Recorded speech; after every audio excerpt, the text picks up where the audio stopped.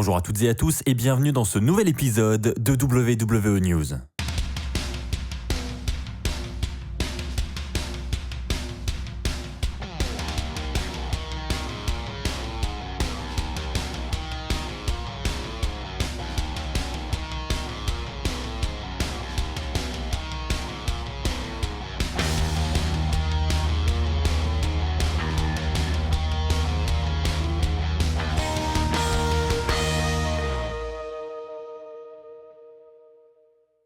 Bonjour à toutes et à tous les amis, c'est Axel de la chaîne YouTube WWE Fan France, j'espère que vous allez tous très bien.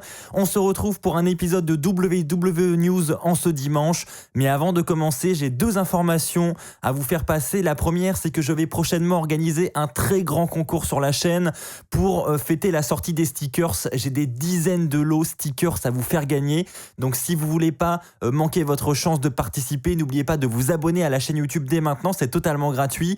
Et un autre concours se termine ce soir exactement sur la chaîne de mon meilleur pote Aurélien. Il vous permet de remporter une ceinture de la WWE taille réelle et plein d'autres lots, dont des dédicaces, etc. Donc n'hésitez pas à aller faire un tour sur son concours. Je vous mets le lien en description. La seule condition, c'est d'être abonné à sa chaîne YouTube. Ceci étant dit, commençons avec la première news qui est une news un petit peu décevante pour l'univers francophone de la WWE, puisque on était habitué depuis maintenant 2018 à retrouver chaque semaine Raw, puis un petit peu plus tard en 2019, on a eu la chance d'avoir SmackDown et NXT qui ont rejoint la chaîne. Et maintenant, en 2021, eh bien, nous apprenons la fin de ce contrat entre l'équipe et la WWE, donc le catch sur la TNT, c'est désormais terminé. Effectivement, hier était diffusée la dernière soirée catch sur la chaîne L'équipe. À partir du 6 mars, ce sera désormais l'UFC qui sera diffusé sur la chaîne numéro 21. Et donc, c'est Christophe Ajus qui a commenté la situation sur ses réseaux sociaux, suivi de Florian Gazan, puis la chaîne L'équipe également. Alors, les raisons de cette déprogrammation, elles sont simples. La chaîne L'équipe ne faisait tout simplement pas les audiences suffisantes pour maintenir le programme sur sa chaîne. Le contrat entre l'équipe et la WWE s'est terminé en décembre dernier. L'équipe a voulu laisser une autre chance au programme en prolongeant de 1 ou 2 mois avec la Road to WrestleMania qui démarrait, mais malheureusement les audiences n'ont pas décollé, donc la chaîne L'équipe a décidé de mettre un terme à ce contrat avec la WWE. Après, Christophe Ajus et Florian Gazan ont clairement commenté sur les réseaux sociaux que ceci n'était pas un adieu, c'était simplement un au revoir. On se rappelle que notamment les soirée catch le dimanche en prime time avec les anciens WrestleMania faisaient de belles audiences. Donc on peut imaginer que peut-être un jour le catch sera de retour sur l'équipe ou qui sait sur une autre chaîne de la TNT. C'est une possibilité à envisager. Alors vous allez me dire où regarder la WWE en France désormais si ça n'est plus diffusé sur la chaîne L'équipe. Eh bien sachez qu'il y a la chaîne AB1 qui continue à diffuser Raw et SmackDown chaque semaine le mercredi et le vendredi. Donc vous avez toutes les informations à la fin de cette vidéo. Il s'agit d'une chaîne du câble mais qui est gratuitement accessible avec certains fournisseurs d'accès internet, et si vous n'avez pas accès à la chaîne, vous pouvez soit payer un abonnement mensuel pour la voir, soit vous abonner à leur service de streaming en ligne disponible sur leur site internet. En tout cas, de mon côté, je tiens à remercier du fond du cœur la chaîne L'équipe qui a quand même fait son maximum pour montrer une belle image du catch en France depuis maintenant plusieurs années. Ils nous ont quand même donné une très bonne visibilité en nous offrant de nombreux prime time, notamment le samedi soir et le dimanche soir, donc c'est tout simplement exceptionnel. Donc un grand merci à eux et un grand merci évidemment aussi à Christophe Ajus et Florian Gazan qui ont vraiment fait un travail de dingue et qui eux aussi nous ont fait vivre plein d'émotions, donc on les remercie vraiment du fond du cœur. Les amis, parlons maintenant d'une légende de la WWE qui souhaiterait effectuer son retour à la WWE pour un dernier match pour égaler un record actuellement détenu par le Big Show. Le Big Show a effectivement été en activité pendant 4 décennies différentes. Eh bien, Mark Henry, cette légende de la WWE, voudrait elle aussi égaler ce record du Big Show, puisque à l'heure actuelle, Mark Henry a été en activité seulement durant 3 décennies et il voudrait aller jusqu'à 4, et donc pour cela il faudrait qu'il ait un match prochainement. Alors Mark Henry ne donne pas de date pour ce match évidemment, cependant il dit qu'il a maigri, il a perdu du poids, il est plus rapide que jamais, donc vraiment il est frais et dispo pour avoir un nouveau match.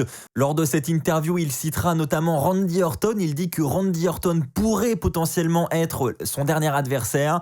Et il dit que si c'était le cas, il ne sera pas en trottinette et il sera frais et dispo pour l'affronter. Il fait évidemment référence à ce segment que nous avons eu entre Mark Henry et Randy Orton lors du Raw Legends de début janvier où justement on avait Mark Henry qui était en train de se déplacer en trottinette. Reste maintenant à savoir si les médecins de la WWE vont autoriser Mark Henry à remonter sur les rings pour un seul et dernier match. En attendant, n'hésitez pas vous aussi à me partager votre avis dans les commentaires les amis. Est-ce que vous êtes pour ou contre un dernier match de Mark Henry à la WWE pour qu'il puisse égaler ce record du Big Show avec 4 décennies d'activité à la WWE. Alors les amis, pour ceux qui ont regardé ma review de SmackDown qui est sortie hier, pour ceux qui ne l'auraient pas encore fait, vous pouvez aller la consulter, elle est disponible sur la chaîne YouTube. Lors de cette review, je vous évoque ce qu'il s'est passé avec Daniel Bryan. Il a affronté Jey Uso dans le main event de SmackDown et il y avait une stipulation dans ce main event. Si Daniel Bryan réussit à battre Jey Uso, alors il a le droit d'avoir un match de championnat pour le titre universel lors du prochain pay-per-view Fastlane contre Roman Reigns. Et vous savez très bien que ce match s'est terminé en double décompte à l'extérieur et donc par conséquent on ne sait pas ce que ça a donné cette histoire. Jusqu'alors on ne savait pas, mais maintenant on a des réponses effectivement parce que hier lors de Talking Smack, Daniel Bryan s'est expliqué avec Paul Heyman et il a été décidé que la semaine prochaine à SmackDown nous aurons un match entre Daniel Bryan et Jey Uso, un rematch de la semaine dernière. Mais une stipulation a été ajoutée. Alors la stipulation de si Daniel Bryan gagne, il a le match de championnat est toujours maintenue. Mais en plus de ça, le match entre les deux sera un Steel Cage match. Donc match avec la cage d'acier autour du ring. Ça risque donc d'être un match très intéressant et avec cette cage, on risque d'éviter les interventions. Quoique, on sait qu'une chaîne est rapidement brisée et que Roman Reigns pourrait rapidement s'introduire dans la cage. Quoi qu'il en soit, j'ai hâte de voir ce que va donner cette stipulation, hâte de voir ce que va donner ce match la semaine prochaine à SmackDown. Et enfin les amis, pour terminer cet épisode de WWE News, tournons-nous maintenant du côté du show rouge avec Drew McIntyre. Vous l'aurez sans doute remarqué, lors du dernier épisode de Raw, Drew McIntyre était totalement absent, il n'est pas du tout apparu du show alors qu'il venait de perdre le titre de la WWE.